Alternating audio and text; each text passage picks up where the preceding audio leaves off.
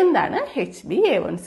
ശരീരത്തിലെ ഹീമോഗ്ലോബിനുമായിട്ട് ചേർന്നിരിക്കുന്ന ഗ്ലൂക്കോസിന്റെ മെഷർമെന്റ് ആണ് HbA1c. HbA1cക്ക് ഗ്ലൈക്കേറ്റഡ് ഹീമോഗ്ലോബിൻ, ഗ്ലൈക്കോസിലേറ്റഡ് ഹീമോഗ്ലോബിൻ എന്നിങ്ങനെ പല പേരുകളും ഉണ്ട്. സാധാരണയായി ഷുഗർ ഉയർന്ന നിലയിലുള്ള ഒരാള് മെഷർ ചെയ്യുന്നത് FBS, PPBS, അതായത് ആഹാരത്തിന് മുൻപുള്ള ഷുഗർ, അതുപോലെ തന്നെ ആഹാരത്തിന് ശേഷം 1.5 മണിക്കൂറിനും 2 മണിക്കൂറിനും ഇടയിൽ നമ്മുടെ ബ്ലഡിലുള്ള ബ്ലഡ് ഷുഗർ ലെവൽ. ഇതാണ് സാധാരണയായി മെഷർ ചെയ്യുന്നത്. എല്ലാവർക്കും അറിയാം, എന്നാലും ആഹാരത്തിന് മുൻപ്, അതായത് 8 മണിക്കൂർ ഫാസ്റ്റിംഗ് കഴിഞ്ഞിട്ടുള്ള ഷുഗർ, 8 മണിക്കൂർ ആഹാരമൊന്നും ഇല്ലാത്ത അവസ്ഥയിൽ ഷുഗർ മെഷർ ചെയ്ത് കഴിയുമ്പോൾ സാധാരണ 110-ൽ താഴെയായിരിക്കണം. 110-നും 125-നും ഇടയിലാണെങ്കിൽ അതിനെ പ്രീ ഡയബറ്റിസ് എന്ന് പറയുന്നു. അതായത് ഷുഗർ വരുന്നതിന് തൊട്ട് മുമ്പത്തെ അവസ്ഥ. 126-ൽ കൂടുതലാണെങ്കിൽ അത് ഡയബറ്റീസ് എന്ന അസുഖത്തെ സൂചിപ്പിക്കുന്നു. അതുപോലെ ആഹാരം കഴിച്ച് 1.5 മണിക്കൂറിനും 2 മണിക്കൂറിനും ഇടയിൽ മെഷർ ചെയ്യുമ്പോൾ 140-ന് താഴെയാണെങ്കിൽ നോർമലാണ്. 140-നും 199-നും ഇടയിലാണെങ്കിൽ പ്രീ ഡയബറ്റീസും, 200-ഓ 200-ൽ കൂടുതലോ ആണെങ്കിൽ അത് ഡയബറ്റിക് എന്ന അസുഖത്തെയും സൂചിപ്പിക്കുന്നു. ഇത് പല കാരണങ്ങൾ കൊണ്ടും വ്യത്യാസം വരാം. കഴിക്കുന്ന ആഹാരം, സ്ട്രെസ്, എന്തെങ്കിലും അസുഖങ്ങൾ ഉണ്ടെങ്കിലോ ശരീരത്തിൽ എന്തെങ്കിലും ഇൻഫെക്ഷൻ ഉണ്ടെങ്കിലോ ഈ ഷുഗറിൽ വ്യത്യാസം വരുന്നു. എന്നാൽ HbA1c എന്ന് പറയുന്ന ഇൻവെസ്റ്റിഗേഷന്റെ പ്രത്യേകത എന്താണെന്ന് നോക്കാം. നേരത്തെ പറഞ്ഞതുപോലെ ഹീമോഗ്ലോബിനിൽ എൻസൈമിന്റെ ആക്ഷൻ ഇല്ലാതെ ചേർന്നിരിക്കുന്ന ഗ്ലൂക്കോസിനെയാണ് HbA1c എന്ന് പറയുന്നത്. സാധാരണയായി അതിന്റെ പെർസെന്റേജ് ആണ് നോക്കുന്നത്. ഇതിന്റെ പ്രത്യേകത എന്താണെന്ന് പറഞ്ഞാൽ ബ്ലഡിന്റെ ഷുഗറിന്റെ അളവ് കൂടുന്നതിനനുസരിച്ച് തന്നെ ഗ്ലൈക്കോസിലേറ്റഡ് ഹീമോഗ്ലോബിൻ അല്ലെങ്കിൽ ഗ്ലൈക്കേറ്റഡ് ഹീമോഗ്ലോബിന്റെ പെർസെന്റേജും ശരീരത്തിൽ കൂട്ടി കാണിക്കുന്നു. ഈ HbA1c ടെസ്റ്റ് ചെയ്ത് കഴിഞ്ഞാൽ കഴിഞ്ഞ 2 3 അല്ലെങ്കിൽ 2 മുതൽ 3 മാസങ്ങൾക്കിടയിലുള്ള ശരീരത്തിന്റെ ഗ്ലൈസീമിക് കൺട്രോൾ, അതായത് ശരീരത്തിൽ എത്രത്തോളം ഗ്ലൂക്കോസിന്റെ നിയന്ത്രണം ഉണ്ടെന്ന് നമുക്ക് മനസ്സിലാക്കാൻ കഴിയുന്നു.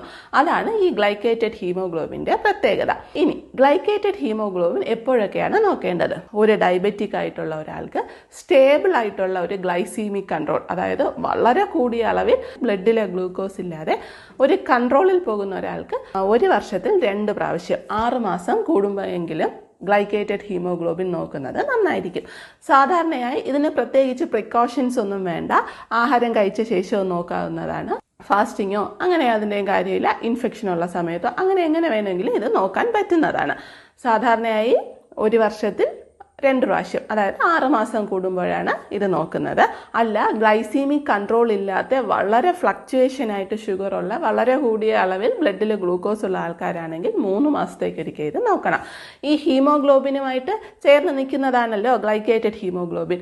അപ്പോൾ ഈ ഹീമോഗ്ലോബിൻ ശരീരത്തിലെ ചുവന്ന രക്താണുക്കളിലാണ് ഇതുള്ളത്. അപ്പോൾ ചുവന്ന രക്താണുക്കളുടെ ലൈഫ് സ്പാൻ എന്ന് പറയുന്നത് ശരീരത്തിൽ 120 ദിവസമാണ്. അതുകൊണ്ടാണ് 2 മുതൽ 3 മാസത്തെ നമ്മുടെ ശരീരത്തിലെ ഗ്ലൈസീമിക് ഇൻഡെക്സിനെ ഇത് കാണിക്കുന്നു, അല്ലെങ്കിൽ കൺട്രോളിനെ HbA1c കാണിക്കുന്നു എന്ന് പറയുന്നത്.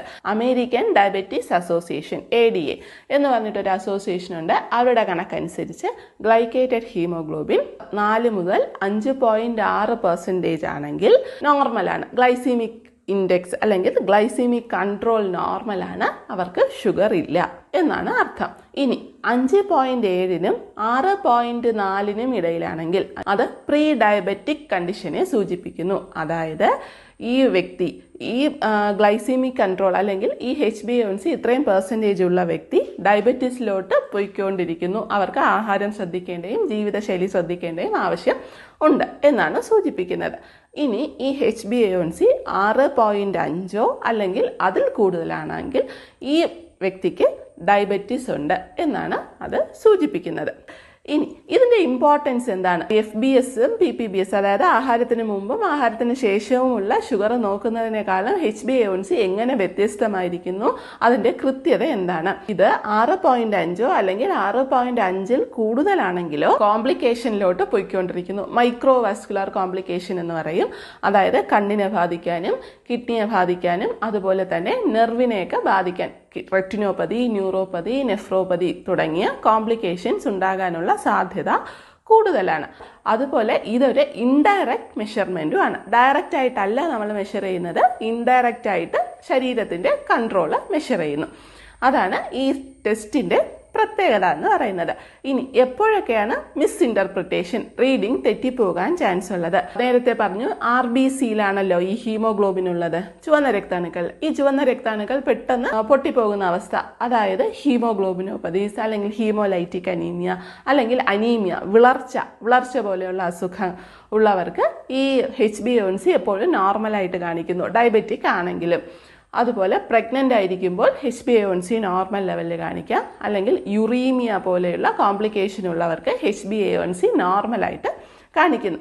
അപ്പോൾ HbA1c നോർമൽ ആണെങ്കിലും ഈ പറഞ്ഞ കാര്യങ്ങളുണ്ടെങ്കിൽ, ഡയബറ്റിക് ആണെങ്കിൽ FBSഉം PPBSഉം ബാക്കിയുള്ള ടെസ്റ്റുകളും ആണ് ചെയ്ത് നോക്കേണ്ടത്. ഇനി നോർമലായിട്ട് ആണ് ഗ്ലൂക്കോസ് ഉള്ളത്, പക്ഷേ HbA1c കൂടി നിൽക്കുന്ന കണ്ടീഷൻ ഏതൊക്കെയാണെന്ന് നോക്കാം. കൊളസ്ട്രോൾ അധികമായിട്ടുള്ള ആൾക്കാരിൽ, അതുപോലെ ലിവറിന് ഡിസീസോ അല്ലെങ്കിൽ കിഡ്നിക്ക് എന്തെങ്കിലും അസുഖങ്ങളോ ഉള്ള ആൾക്കാർക്ക് HbA1c നോർമൽ, ഡയബറ്റിക് അല്ലാത്ത ആൾക്കാരിൽ ഇത് കൂടുതലായിട്ട് കാണിക്കാനുള്ള ചാൻസ് ഉണ്ട്.